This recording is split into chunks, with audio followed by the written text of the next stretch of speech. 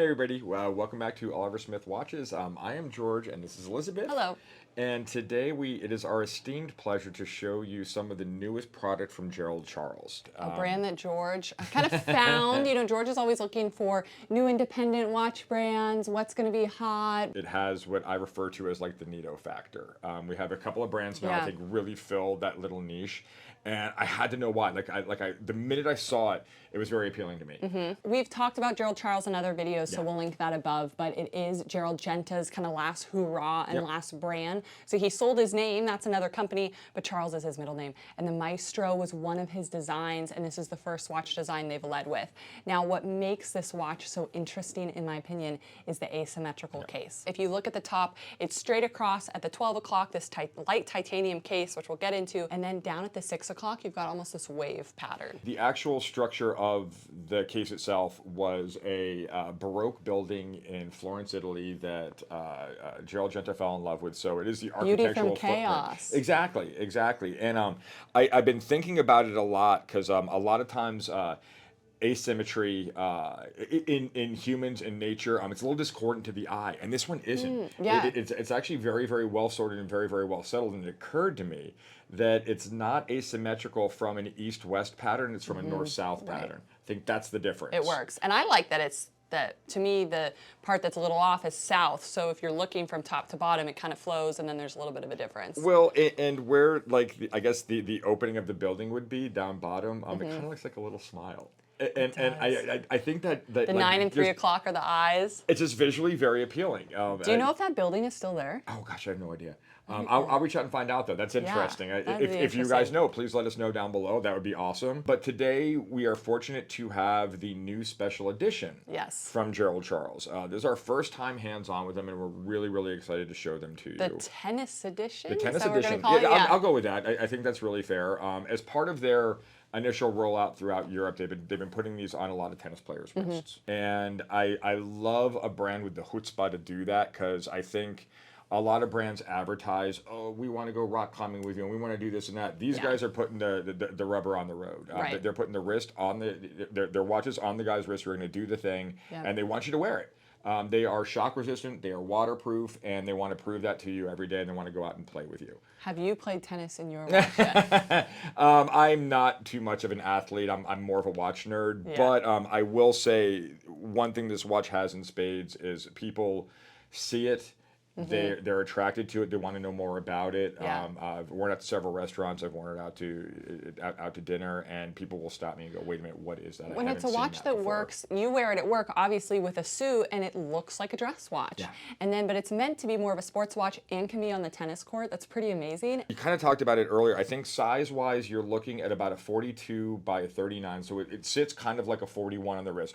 Perfect sizing, and the biggest comp and comparison I can come up with is the 168G, the Patek Philippe Aquanaut in the white gold. Now, which wears a little larger than what it measures. It does. This wears a little bit smaller than that, but it's that same kind of flat plane that I find very, very attractive on the piece. Slips under a sleeve very, very nicely, but I mean, short sleeve slip flops, it still kind of does the thing. A luxury sports watch. It's really, really cool. Yeah. So we're calling these the tennis special editions because of the dials. Correct.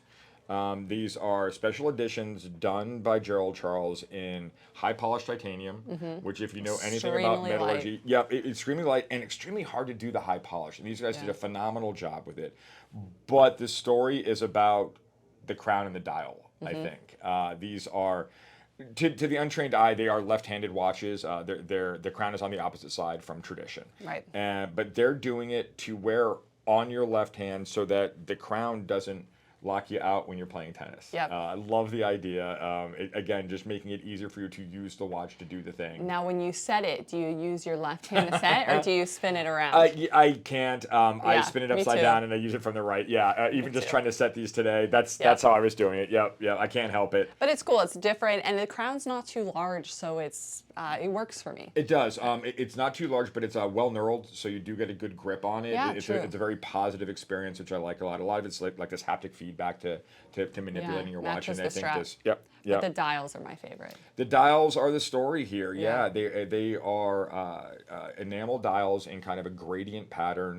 One is a reddish brown. One is a green to a darker green, and they are meant to resemble the grass of Wimbledon and the clay of the French. Yes. And I think they've done both of them incredibly well. The green is amazing, and you've been wearing the green watch from them, so we know you're partial. But the clay, this red color, is the same color that George predicted was going to be the watch color of 2023. I do like being right, but in fairness, I think we pushed it.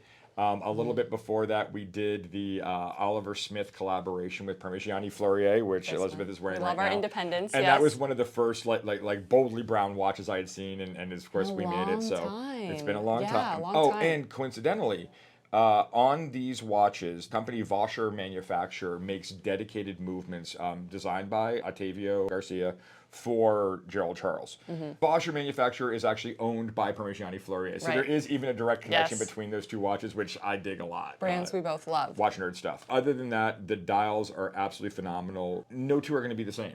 And I love that. Doing a special edition is one thing, but doing it where yours is actually an individual and your watch, phenomenal. It really does look like a clay court, kind of takes you there. Let's talk about the straps. I love this rubber strap. So it is a very, very pliable rubber. It kind of has this pyramid pattern, so you have a great texturing on it, which I like a lot, catches light. If you look at the back side, there's actually some grooving in back as well. It's actually the Gerald Charles logo over and over again. Great for ventilation. Have you noticed it while I wearing have. it? Well, I've noticed that it's not hot. I've noticed that I don't notice it. Okay, in the best way. In the best way, yeah. Especially here in Arizona, we're in Scottsdale. Even now, it's warm.